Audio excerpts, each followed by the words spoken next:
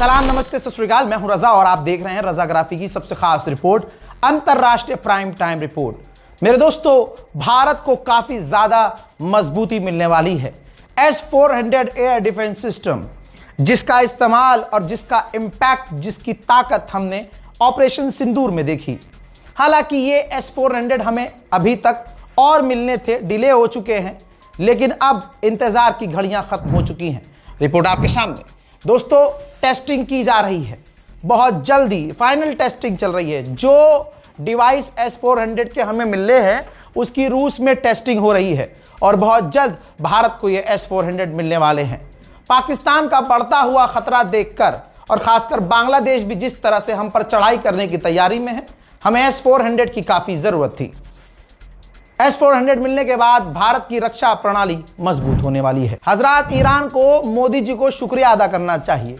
Donald Trump और Netanyahu को पीटने के बाद दादागिरी से अब लोग उसके डरना कम हुए हैं और मोदी सरकार ने अप्रूव कर दिया है $25 बिलियन का हथियार अब रूस से खरीदेंगे। आपने महसूस किया होगा कि अब तक अमेरिका नाराज न हो जाए, इस चक्कर में मोदी सरकार भी रूस से दूर हो गई थी। लेकिन अब भारत के दोस्त ईरान ने जिस तरह से पीटा है अमेरिका और इजराइल को, अब इनका भौकाल मार्केट से खत्म हो जाएगा। $25 बिलियन के हथियार हम रूस से लेने वाले हैं, जो काफी एडवांस होंगे। उधर भारत को एक और बड़ी कामयाबी मिली है। कनाडा में जो खालिस्तान आतंकी संगठन है, इसने जीना हराम किया हुआ था भाई। कभी भारत का तिरंगा जला रहे थे, कभी वहां पर धार्मिक जगहों पर, मंदिरों पर जाकर लोगों को डरा रहे थे। हर दिन कोई ना कोई रैली निकालकर वहां भारतीयों को डराने का काम कर रहे थे। कानून अब वहां पर पास हो गया है संसद में। कनाडा में अब खालिस्तानी झंडे फहराने पर बैन कर दिया गया है।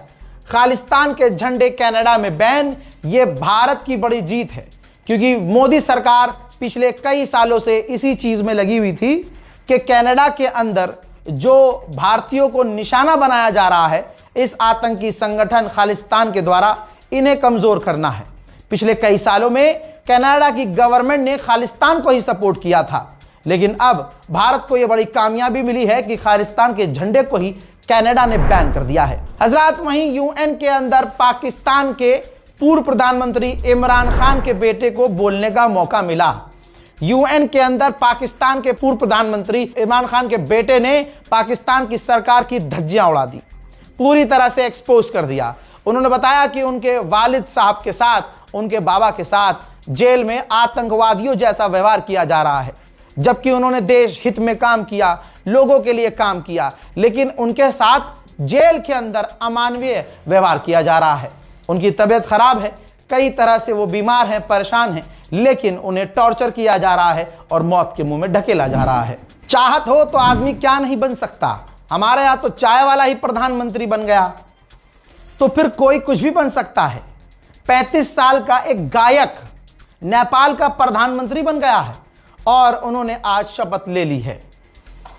दिक्कत भारत की यहां पर यह है कि अब जो नेपाल के अंदर सरकार बनी है, वो सरकार अमेरिकी समर्थन वाली है, अमेरिका को सपोर्ट करने वाली है। ऐसे में नेपाल अब भारत को लाल आंख बेशक दिखाएगा। पूरी दुनिया से डीजल पेट्रोल की कमियों की खबर आ रही है। इस बीच में कहानियां भी ऐसी आ रही हैं कि लोग हैरत कर रहे हैं। श्रीलंका के अंदर एक व्यक्ति ने सिर्फ 4 लीटर पेट्रोल अलग से स्टोर कर लिया था। 4 लीटर।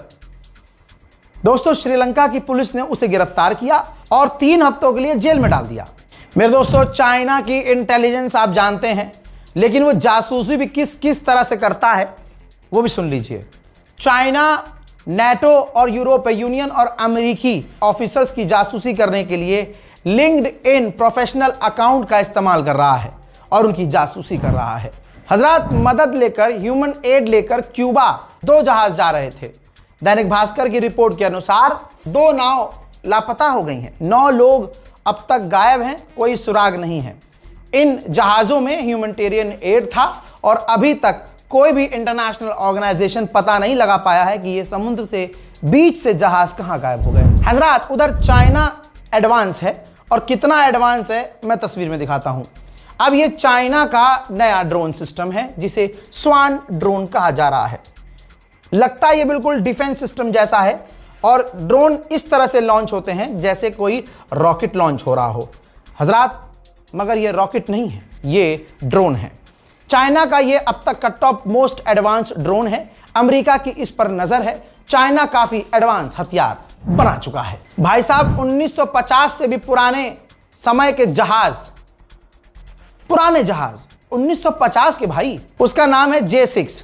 ऐसे सैकड़ों अपने पुराने जहाजों को कन्वर्ट किया ड्रोन में, उसे ड्रोन में तब्दील किया और ताइवान के करीब तैनात कर दिया। चाइना और पाकिस्तान की दोस्ती हमेशा से भारत पर मुसीबत बनती आई है। चाइना और पाकिस्तान एक बार फिर से करीब हो गए हैं। समुद्र के अंदर अपनी पूरी ताकत से चाइना और पाकिस्तान की नेवी ड्रिल कर रही है, जिसमें एडवांस हथियारों के साथ चाइना के हेलीकॉप्टर, चाइना के फाइटर जेट, यहां तक कि सबमरीन, पाकिस्तान के एयरक्राफ्ट कैरियर, पाकिस्तान के डिस्ट्रॉयर, युद्धपोत, एडवांस लेवल के हथियारों के साथ दोनों चाइना और पाकिस्तान समुद्र में ड्रिल करते नजर आए हैं। ये वही एक्सक्लूसिव वीडियो है। मेरे दोस्तों, डोनाल्ड ट्रंप यानी गुलाबी सुअर ने ताजा तरीन बयान में कहा, एक बार फिर से दोहराया कि इंडिया पाकिस्तान की जंग मैंने रुकवाई। इन दोनों की जंग में कई जहाज गिर गए। इस सुअर ने अभी तक यह नहीं बताया कितने जहाज गिरे। अभी तक इस गुलाबी सुअर ने यह नहीं बताया कि वो जहाज किसके थे। लेकिन इसका बाप, मैं नाजायज बाप हूं गुलाबी सुअर का, मैं बताता हूं कि कितने जहाज इस सुअर के गिरे। 16 जहाज ईरान ने अकेले, जिसमें अमेरिका का top fighter jet F-35, F-18, F-16 मारकर गिराया जा चुका है अकेले ईरान के द्वारा। इसके अलावा दर्जनों इसके टैंकर भी तबाह किए गए हैं। गुलाबी सुअर गोप गोप गोप, गजब बेइज्जती है।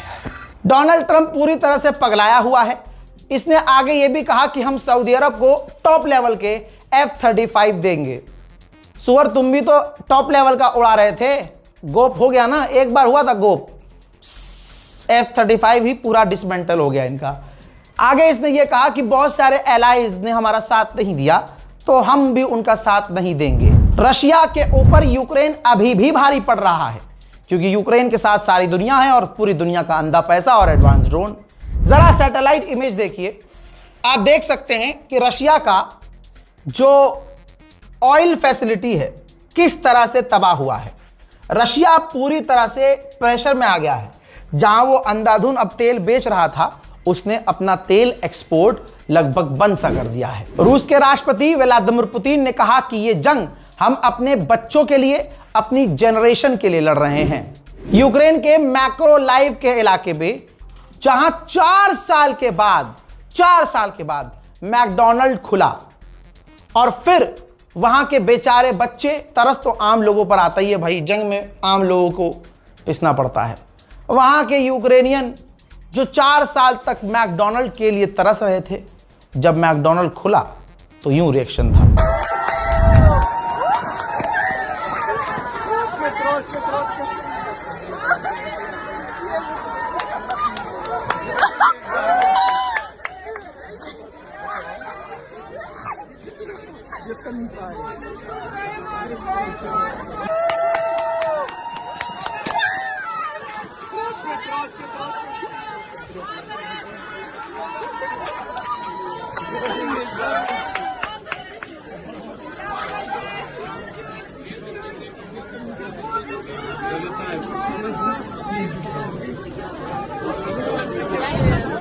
हजरात, वहीं ईरान की जंग का फायदा रशिया को मिल रहा है।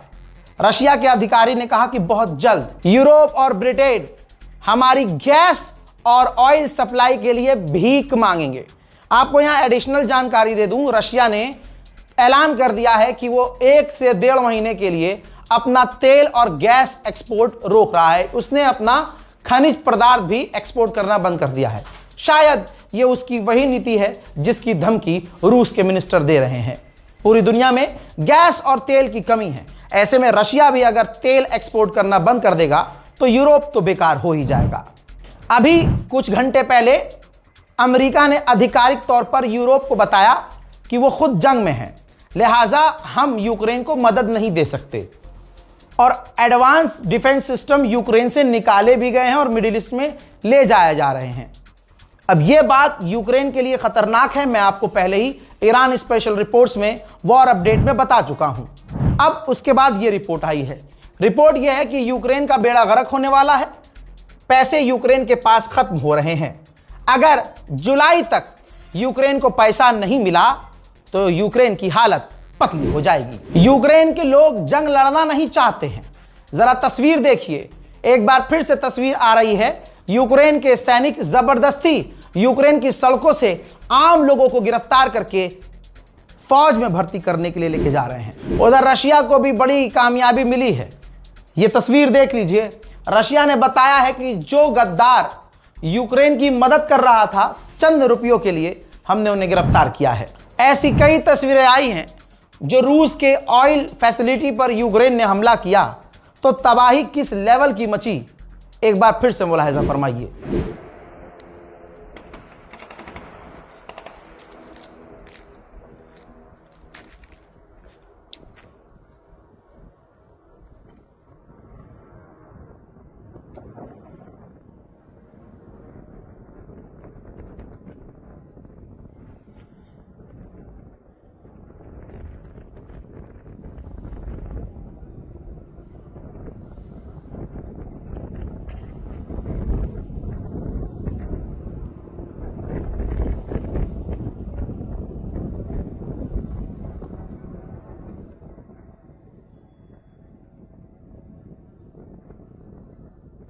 Сейчас прилетит.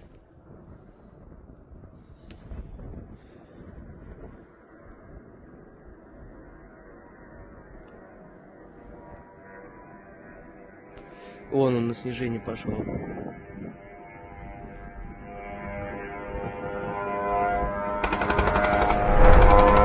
उधर हमारे भारत का तो और बेड़ा गर्क है। मोदी सरकार ने सभी को गुलाम बना दिया है। गलगोटिया यूनिवर्सिटी पूरी दुनिया में गांडगोड़िया यूनिवर्सिटी के तौर पे मशहूर हो चुकी है। यहाँ के बच्चे भी अब गुलाम हो चुके हैं। भाई, अभी तक हमने सुना था कि टीचरों से कुत्ते गिनवाए जा रहे हैं, टीचरों को काम पे लगाया जा रहा है दूसरे, लेकिन अब गलगोटिया यूनिवर्सिटी के बच्चों का इस्तेमाल कैसे किया जा रहा है। आज सुबह नोएडा इंटरनेशनल एयरपोर्ट का उद्घाटन होना था। मोदी जी खुद उद्घाटन करने वाले थे। मोदी जी को भीड़ चाहिए होती है, भीड़ लवर आदमी है वो। प्रोपेगेंडा फिल्म बनाने के बाद भी तसल्ली नहीं हो रही है कि भैया ठीक है, अब तसल्ली हो जानी चाहिए भाई। फिल्म जो है पूरी तरह से मोदी जी पर आधारित है। हर प्रोपेगेंडा मोदी जी का इसमें कामयाब कर दिया गया है। लेकिन गलगोटिया यूनिवर्सिटी के छात्रों को कल रात को ही मैसेज दे दिया गया था कि सुबह 7:45 बजे तुम्हें हर हाल में पहुंचना है गलगोटिया यूनिवर्सिटी, कंपलसरी। और आखिरी की 2 लाइन आप मैसेज की पढ़ेंगे कि अगर आप कल आए तो 2 दिन का अटेंडेंस आपका लगेगा, और अगर नहीं आए तो 2 दिन का अटेंडेंस ऑब्वियसली कटेगा। तो आप समझ सकते हैं कि गलगोटिया यूनिवर्सिटी जैसी टॉप यूनिवर्सिटी को मोदी जी अपनी गुलामी के लिए इस्तेमाल करवा रहे हैं। गुलाम तो खैर गोदी मीडिया भी है, और गोदी मीडिया को प्यार से जलील करना कुछ लोगों को आता है। हजरात, एक व्यक्ति ने, सपा का व्यक्ति है, बड़े प्यार से, जो रूबिका लियाकत है, सरकार का आयरन डोम बता दिया। मुस्कुराने लगी, सोच रही तारीफ हो रही है। ऐसे इजराइल ने आयरन डोम बनाया हुआ है मिसाइल्स को इंटरसेप्ट करने के लिए, वैसे आदरणीय प्रधानमंत्री जी की आयरन डोम है आप है? और मैं आपकी ये तारीफ कर रहा हूं, आप इसमें ये ना समझिएगा कि मैं बुराई कर रहा हूं। हाँ, क्या तारीफ की।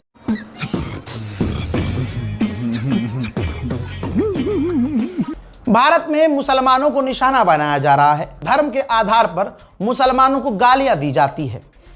हजरात, लेकिन अपने गरीबान में झांकते हैं तो सबसे ज्यादा गंद नजर आता है।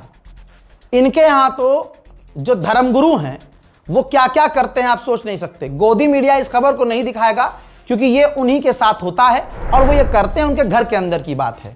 आपके सामने एक बाबा हैं, डोगी बाबा, महाराष्ट्र के बसई के रहने वाले ऋषिकेश वैद नाम का व्यक्ति।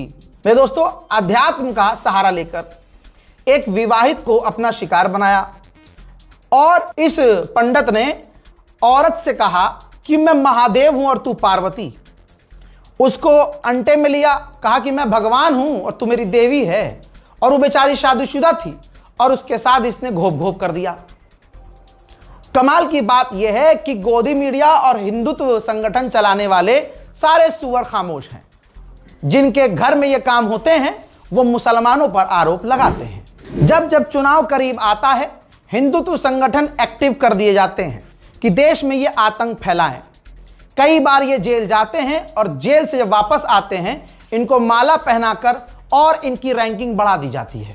बदबू पांडे, जिसका नाम तो खुशबू है लेकिन पूरे भारत में इसने नफरत की बदबू फैलाई है।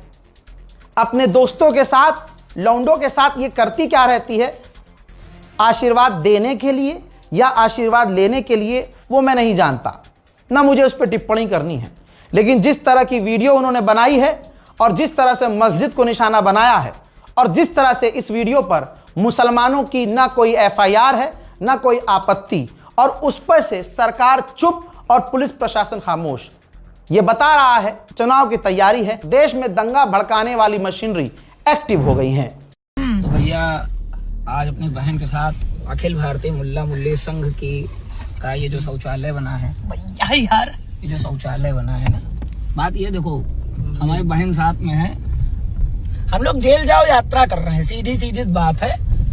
क्योंकि जब हम बात करते हैं सनातन धर्म की तो बागेश्वर धाम सरकार बोलते हैं हिंदू राष्ट्र, मगर दीपक पंडित का हिंदू राष्ट्र है अखंड मुल्ला मुक्त हिंदू राष्ट्र। देखो जो बात है स्पष्ट, किसी की भावना को ठेस पहुंचाने का हमारा कोई भी इरादा नहीं है, परंतु इस देश में वैसे मस्जिदों और मीनारों की कोई आवश्यकता नहीं जिसके नीचे किसी मुगली का कब्र खुदा है। ये बात मैं क्लियर कर दूं। इस देश ने कलाम को भी पूजा है, परंतु कसाब को न कतई पूजेगा और न ही उसके नाम पर कोई मस्जिद मीनार या किसी भी आतंकवादी के नाम पर कोई मस्जिद मीनार रहने दी जाएगी।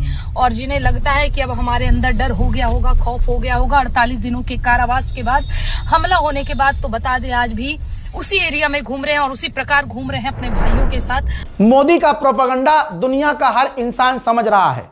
कमाल की बात यह है कि आज हिंदू भी समझ रहा है कि कितना पागल बने।